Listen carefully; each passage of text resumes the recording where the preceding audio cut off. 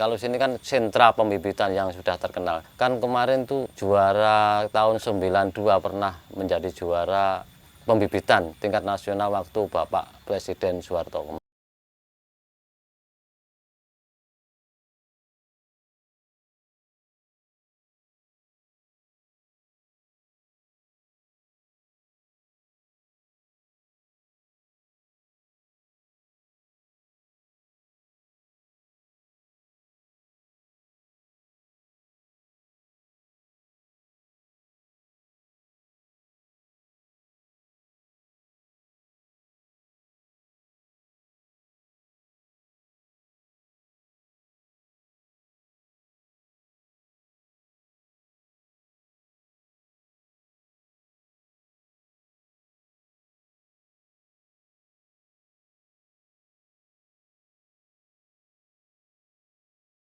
Perkenalkan, nama saya Muhammad Nasrun, usaha budidaya ikan nila merah.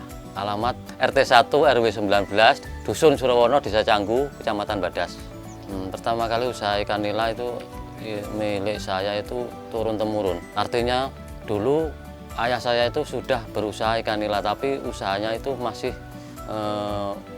manual, belum bisa maksimal hasilnya. Bukan seperti sekarang. Kalau dulu itu nila merah itu dibiarkan bertelur sendiri, nanti terus diambil anaknya. Kalau sekarang, model sekarang bukan. Artinya model sekarang itu nila bertelur diserempakkan, terus kolamnya itu disat. Kalau sudah beranak banyak, kolamnya itu airnya dihilangi, dikuras. Kalau di sini istilahnya dilerek. Nah, lerek itu adalah pemisahan antara induk nila sama bibitnya. Itu namanya kalau di sini ngelerek, daerah Surawono sini. Kalau istilahnya petani sini, gurunya sendiri ya, atau istilahnya apa? Autodidak ya. Maksudnya itu mencari dari pengalaman, akhirnya ketemu, akhirnya jadilah petani Surawono yang terkenal semacam ini. Kalau sini kan sentra pembibitan yang sudah terkenal.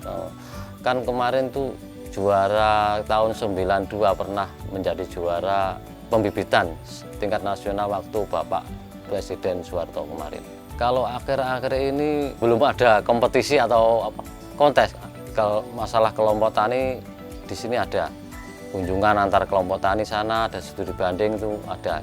Namanya kelompok tani yaitu Mina Jaya Abadi.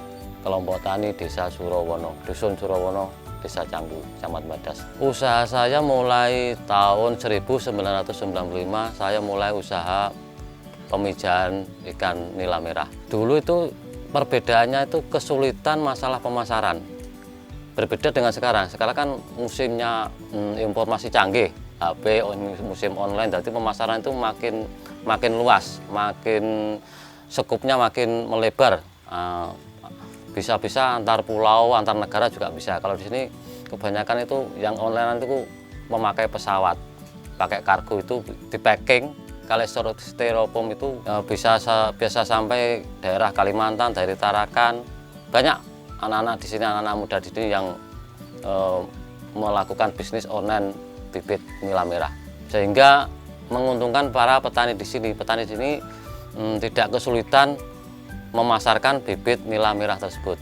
Kalau ikan nila itu dua fungsi, maksudnya dua fungsi itu bisa buat konsumsi, juga bisa buat ikan hias. Artinya itu kan warnanya itu kan cerah, merah-merah, dilihat juga menyenangkan. Jadi kalau terus digoreng buat lauk pauk juga bisa, buat hiasan, buat hiburan, buat refreshing lah, nonton juga bisa. Buat hiasan, buat di taman bisa juga. Dua fungsi, buat konsumsi juga bisa, buat ikan hias juga bisa. Berbeda dengan nila hitam. Kalau nila hitam kan hitam-hitam ikannya itu khusus untuk konsumsi. Kalau nila hitam, kalau nila merah kan konsumsi juga bisa, buat hiasan juga bisa.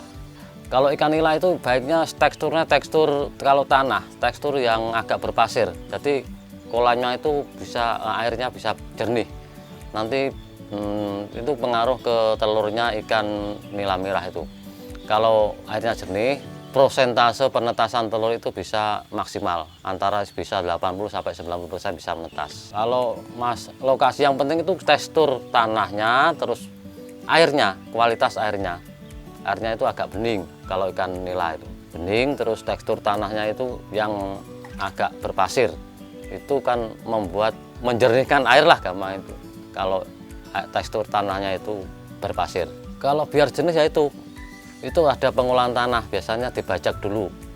Sebelum induk ikan itu ditebar di lokasi kolam itu ada tahap-tahapan, yaitu pengolahan tanah, yaitu pembajakan tanah, terus itu perbaikan pematang tanah agar bersih dari rumput-rumput dari yang mengganggu bertelurnya si induk ikan merah tersebut. Ya, pembajakan, perbaikan pematang, terus ada itu istilahnya di sini itu kolongan. Kolongan itu adalah seperti sungai kecil yang berada di pinggir kolam, melingkar itu. Nah, itu harus bersih. Itu memudahkan untuk pemanenan bibit ikan nila merah. Pergantian air itu ada seperlunya apabila kolam tersebut airnya terlalu pendek atau terlalu minim, itu harus ditambah airnya. Tidak harus ada sirkulasi terus ganti air, tidak harus. Itu malah mengganggu proses pemijahan ikan tersebut. Kalau di sini kan ya terkenal Surawono itu kan terkenal air sumber. Ya alhamdulillah di sini tuh mudah masalah air. Jadi air itu berasal dari sumber-sumber di sekitar desa sini. Sebelum bibit ditebar itu, nah, ini langkah-langkah yang pertama yaitu yang tadi itu yang saya sebutkan ngelerek. Nah, ngelerek itu kan memisahkan antara induk dan bibit ikan nila. Nah, setelah bibit itu dipisah itu ada tahapan lain yaitu memisahkan antara bibit yang kecil dan yang besar. Menetaskan ikan nila itu kan nggak sama umurnya. Yang sekarang ada yang menetas, besok yang ada baru menetas, yang kemarin juga ada, bahkan nggak sama besarnya. Jadi ada tahapan yaitu seleksi. Maksudnya seleksi itu seleksi kecil besarnya ikan dengan cara, kalau di sini istilahnya menyerit, yaitu alat yang terbuat dari bak yang dilubangi kecil-kecil. Nah, itu gunanya untuk menyendirikan antara bibit yang besar dengan bibit yang kecil. Mengapa kok harus seleksi demikian? Karena agar nantinya kalau ditebar, besar ikan itu bisa merata, tidak ada yang besar, ada yang kecil. Dan nah, ikan nila itu, kalau ikan nila itu istilahnya ya kalau di biologi itu omnivora, tapi kalau ikan tersebut makanannya kurang, itu bisa menjadi kanibal, itu makan anunya sendiri. Jadi harus diseleksi, diratakan besarnya agar tidak terjadi makan yang kecil, terjadi kanibal tersebut. Pemeliharaan bibit dari sampai panen. Saya sebagai petani bibit ikan nila merah, saya itu kan menyediakan petani-petani itu bibit. Berarti saya itu pemanennya itu berukuran antara 1 sampai 5 cm itu sudah saya panen. Nah, kemudian bibit yang tadi saya tebar itu saya panen mencapai ukuran tersebut kira-kira berumur 15 hari. 1 sampai 5 cm itu umur 15 hari.